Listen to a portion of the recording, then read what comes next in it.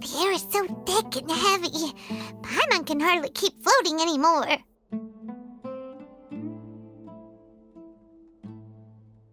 My sincere apologies, everyone. This is the home of our village chief. I will have to ask you to make do with this small room until the sandstorm dies down.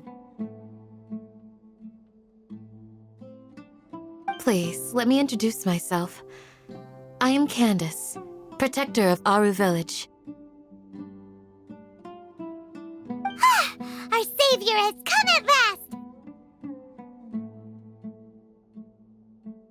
Nice to meet you, Candace. The name's Paimon.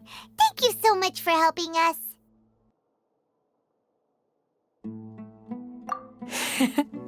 There's no need to thank me. It's only right to help each other when the weather gets rough. Wow, she's so gentle and caring, like a nice older sister. Unlike those guys over there. All right, now that we're all better acquainted, we should return to the topic at hand.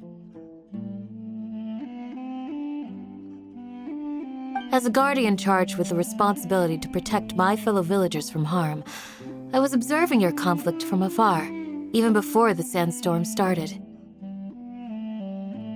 And now that you have set foot within our village itself, it is all the more my responsibility to make absolutely sure that you pose no threat whatsoever to us. So please, have an honest and sincere conversation with one another and put your hostile feelings to rest. If anyone dares to start anything again while they are under this roof, I will not hesitate to send them out for some quality time with the creatures of the sandstorm.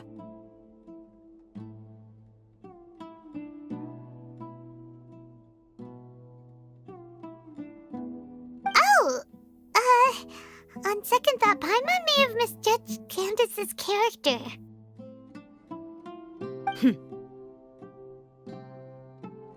And that goes for you too, Miss Dia. Do I make myself clear? All right, we got it, Candace. That's what I like to hear.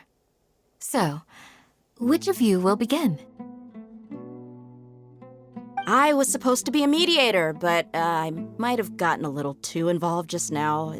Anyway, one of those two should probably start talking. Wait, that was you trying to be a mediator?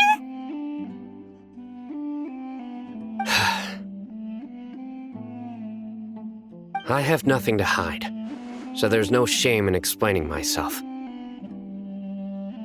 While Al-Haytham wasn't wrong about the other Matra not knowing my whereabouts, it's not because I've been assigned a morally dubious mission. Rather, I've chosen to exile myself.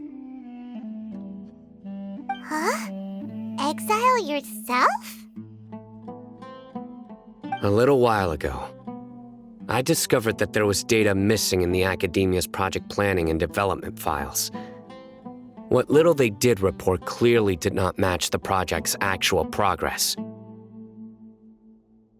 As General Mahamatra, I had the responsibility and authority to request an audit.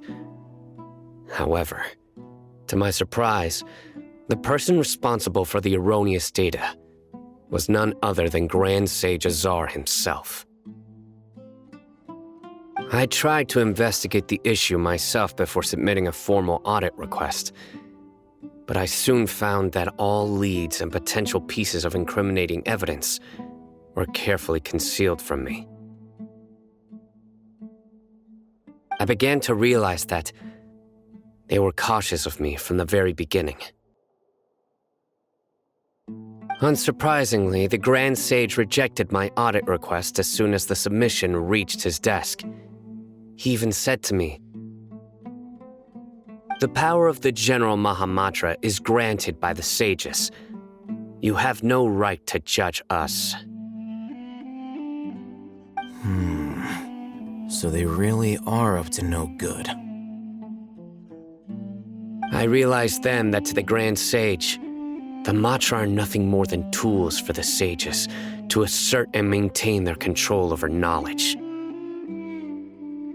The vows that we took, the principles that we strive to uphold, they are meaningless to the academia of today.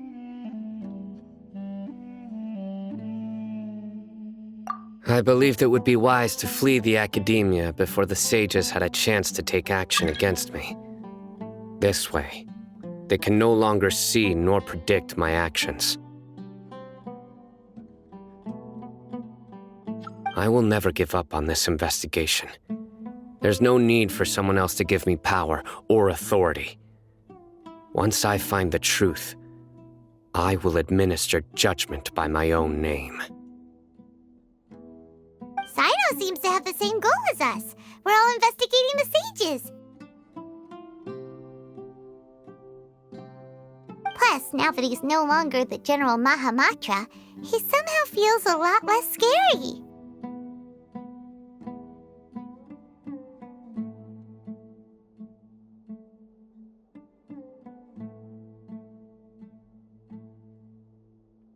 Well, Sino, if that's your story, then why did you see Alhaitham as a target? When I was investigating the matter in the academia, I overheard a conversation between Alhaitham and a sage. The sages asked you to investigate a blonde-haired traveler. Do you dispute this, Alhaitham? What? Like many parts of the project, this assignment was undocumented. Now throw in your suspicious behavior with the Divine Knowledge Capsule, and I think we deserve an explanation.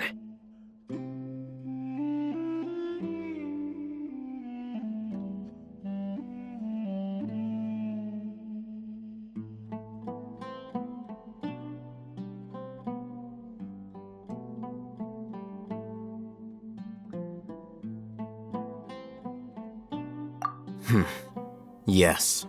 I was indeed tasked with investigating the Traveler. Alhaitham! After all, the promised reward was so great that hardly any scholar could have refused. The sage told me, once you've completed this assignment, I can give you a glimpse of divine knowledge. A most enticing offer. Unfortunately, those academics don't know me at all. Their words contained one key piece of information, namely that divine knowledge indeed exists. That gave me all I needed to know. From my perspective, the sages are far from trustworthy. Think about it. Isn't it a little strange they're so willing to share divine knowledge with anyone, even as a reward? So, I began my own investigation following the lead of the Divine Knowledge Capsule. In the end, I realized my wisdom in committing to this rather than collaborating with the sages.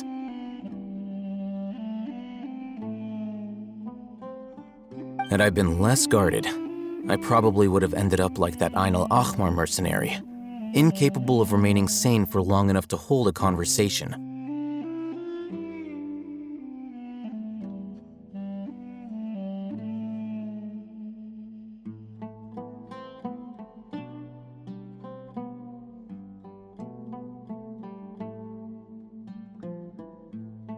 You mean that the sages originally planned to dispose of you, using one of those capsules that drive people insane?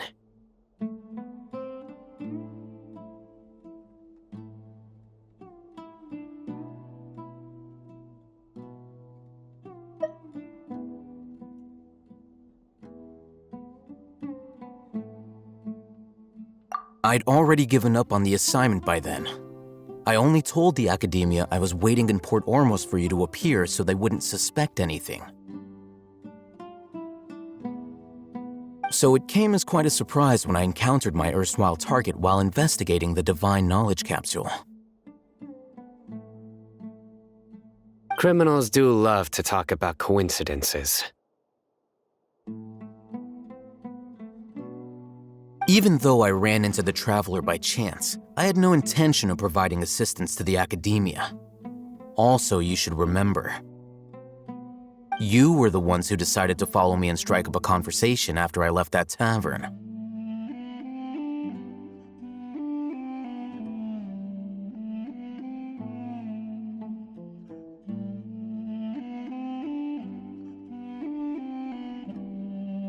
That's true.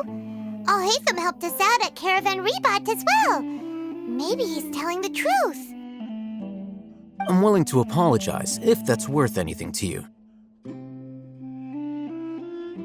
I took the Divine Knowledge Capsule behind your back because I judged its existence to be a significant risk. I felt that it would be best for no one to interact with it before it had been properly studied. After all, curiosity often proves to be the most dangerous thing in this land. You should be well aware, Scribe Alhaitham, that curiosity can also lead you to danger and suspicion. Answer me this. Did the sages share any information about their project with you? Have I not made myself clear? You and I are both distrusted by the Academia. Do you really think they would tell me anything? Fine. Although you haven't completely proven your innocence, I won't regard you as an enemy, for now. As you wish. Good. I'm glad to see you two clearing up your misunderstandings. And now you, Dia. I believe it's your turn. Oh, sorry. Whatever the boys were talking about must have been so boring that I spaced out. My situation is pretty straightforward. My employer, Dunyarzad of the Homayani family, is friends with the Traveler and is currently recovering from her illness at home. I had nothing going on, so I decided to return to Aru Village for a visit. I was actually looking forward to a pretty exciting time getting back together with everyone here. But then I saw these two random guys in the middle of a pointless argument. It ticked me off, and things went downhill from there. Is that all? Well, I will admit that definitely sounds like your style. In that case, welcome back, Dia. That's more like it. I missed you all so much, Candace.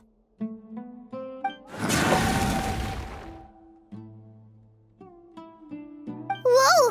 What was that sound? No need to worry. Now that you're no longer at each other's throats, please make yourselves at home. I'll take a quick trip outside to clear out some of those creatures in the sandstorm. Creatures? In the sandstorm? Are you sure you don't want some backup? Fighting in a sandstorm is not for the faint-hearted. Anyone without extensive training in these conditions is at a disadvantage. You needn't worry.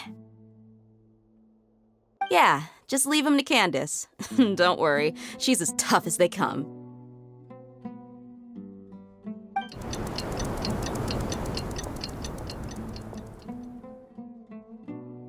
The winds died down. That means the sandstorm's over, right?